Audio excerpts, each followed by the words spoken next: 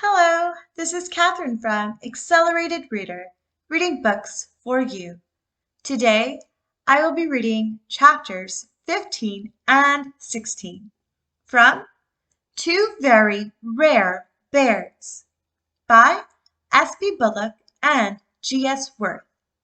Before I begin reading, I would like to give a big thanks to the authors for sending me this book to read on my channel. In the description below, I've included links where you may find and purchase this book. Don't forget to like and subscribe. Chapter 15. King's Cross is an extremely busy train station, so the children and their grandparents headed straight outside to the taxi rank, where several black cabs were lined up waiting.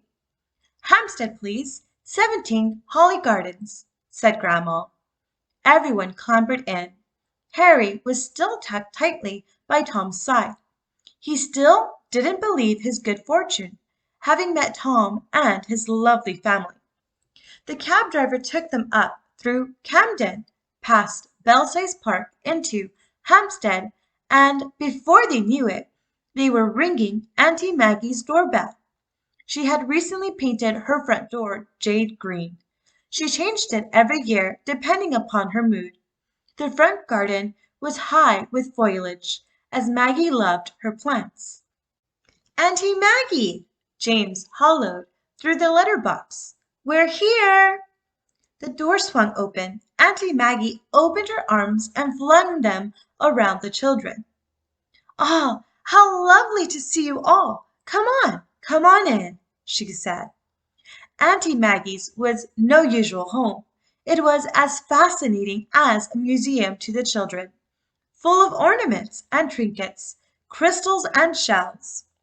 A collector of everything, Grandma called her.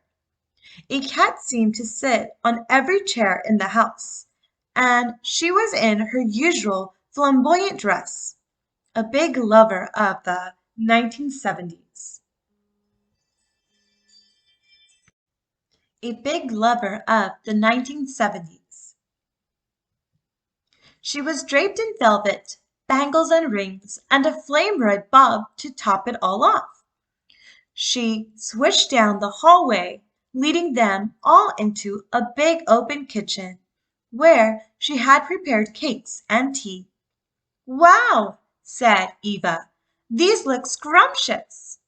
Maggie had been to her favorite cake shop and bought an array of delicious fancies. Tom held tightly onto Harry. "It's okay," he whispered. "Right then," said Maggie. "Who's for tea?" Even though they were bursting to tell Maggie about Harry, they needed refreshments after their long journey. They tucked into the cakes as Maggie poured the tea. "I must say," said Maggie, "I'm very curious about whom you want me to meet." James blurted out, "He's called Harry!" through a mouthful of cake. "Harry? Hey, you're not setting me up on a blind date, are you?" said Maggie. "The last date I went on was 10 years older and a foot shorter than his profile said he was." No, it's not a blind date," said Tom. "I think you'd better sit down," said Grandma. "I'm all ears," said Maggie as she sat down. Tom wheeled his chair around to where Maggie was sitting. "Remember the Christmas hamper you sent to us from Churchill's Auntie Maggie?" said Tom. "Of course," said Maggie. "Well, there was an unexpected surprise in there," said Tom. "Really?" said Maggie.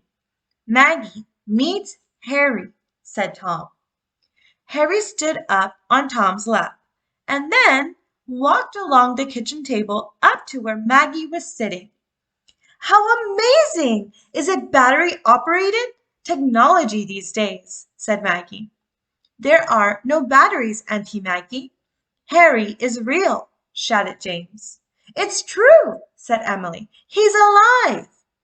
"Alive? He can't be," said Maggie, chuckling. She leant forward and picked Harry up. Then she got the shock of her life as Harry lifted his head up, looked straight at her and said, "Hello, Auntie Maggie. Very pleased to meet you." Auntie Maggie shrieked and dropped Harry back onto the table. "Oh my goodness! It's the sherry I had before you arrived." "No, no, it's not," said Tom. "He is alive, and he needs our help." "It's true, Maggie," said Grandpa. "This is the reason for our last-minute trip. This little fella needs to find his brother George." "We were as shocked as you were," said Grandma. "It's a long story. Harry will tell you." Harry proceeded to tell Maggie the whole story of how he and George had somehow been brought to life when the bolt of lightning had hit the Wangshu on the voyage from China, and how they had been separated in Churchill's toy department when Winifred Draycott had plucked Harry out of the basket for a Christmas hamper, leaving George all alone in the store. Maggie was mesmerized. She couldn't believe it, but she had to because there was a real-life doggy bear standing on her kitchen table, telling her so. "It's okay, Auntie Maggie. It's a lot to take in," said Tom.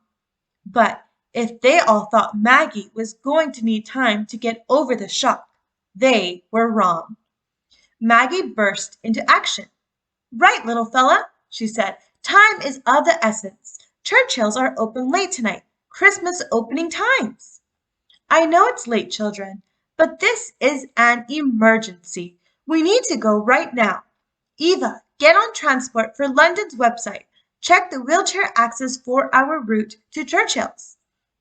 It's in the center of London, and Hampstead Tube Station is 2 minutes from my house. It'll be quicker than a taxi." "On it," said Eva. The children were excited beyond belief. Tom looked at Harry. "It's going to be all right, Harry. If George is still there, we're going to find him." Harry couldn't believe it. This was it, and in less than an hour he was either going to be reunited with his brother or lost forever. "Right," said Eva. "Hampstead Tube on the Northern Line, southbound, Charing Cross branch to Tottenham Court Road. Churchill's is less than a 10-minute walk from there." "Excellent," said Maggie. "We'll have to lift Tom down a few steps to the platform at Hampstead." "No problem," said Grandpa. "Don't worry, Harry. We'll all be back here later, and you'll be safe and sound with George," said Tom. Harry smiled, but there were butterflies in his little stomach, for he knew how popular the Churchill's doggy bears were. But he also knew if George could hide, he would. Now it was going to be a question of finding him. Chapter 16. Hampstead Tube Station is an old London station below street level. It is the deepest in London at nearly 60 meters, but luckily for Tom, it has an elevator, which the whole family took down into the underground. James was excited. He'd never been on the tube. Harry was tucked safely into Tom's chair. As the elevator descended deep down beneath the busy streets of London, James squeezed Grandma's hand. "Is this why it's called the Underground, Grandpa?" "Oh, yes, James," said Grandpa. "The London Underground was the first of its kind in the whole world. The first line opened in 1863.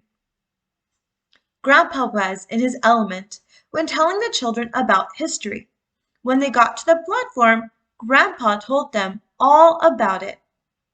Emily looked up at the information board. "Ours is the next train, 3 minutes via Charing Cross. That's us."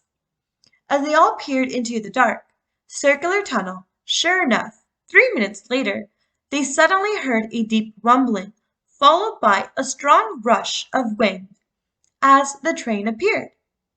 The train screeched to a halt, and the sliding doors opened as people emerged out of the carriages. The cheerful announcement on The overhead speakers assured them they were on the right train. Harry was lying motionless on Tom's lap. He'd perfected the "I'm not real" thing down to a fine art by now. They all boarded the tube, and luckily there were seats free for all of them. The sliding doors shut, and they were off. The two sped into the darkness. "Remember," said Maggie, "when we exit the tube, everybody is to stay close. It's going to be very busy." They all agreed. Several stops later, they arrived at Tottenham Court Road. "This is our stop," called Maggie.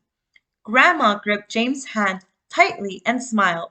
Emily held onto Grandpa and Eva onto Tom's chair.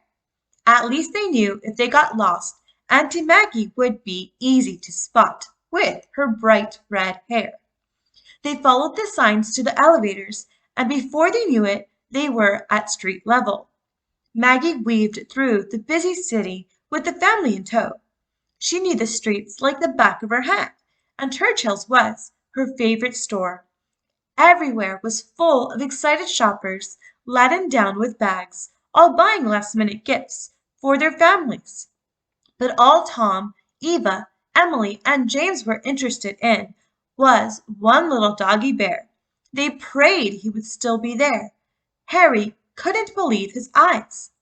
The sight of all these people and cars, the noises, the smells, the lights, all this was a long way from the quiet sanctuary of Pendle Farm. Inside Churchill's, George was still hidden in the magnificent Christmas tree. He was beginning to lose hope, as the last of the bears were about to be sold. Winifred had just made a customer announcement. The toy department now has very limited stock of Churchill's doggy bears. It was already the 22nd of December. George's heart sank. At this rate, he'd be spending Christmas all alone, with no idea where his brother Harry had gone. He was powerless to find him. Looking down from his branch, he watched as Neil and Winifred placed the last of the bears into the basket. But as quickly as they were put in, they were plucked out again by frantic children and parents alike. A crowd had formed around the basket. His little eyes welled up. Was he never going to see his brother again? Stay tuned for chapter 17 and 18. Thank you for listening. Don't forget to like and subscribe. In the description below, I've included links where you may find and purchase this book.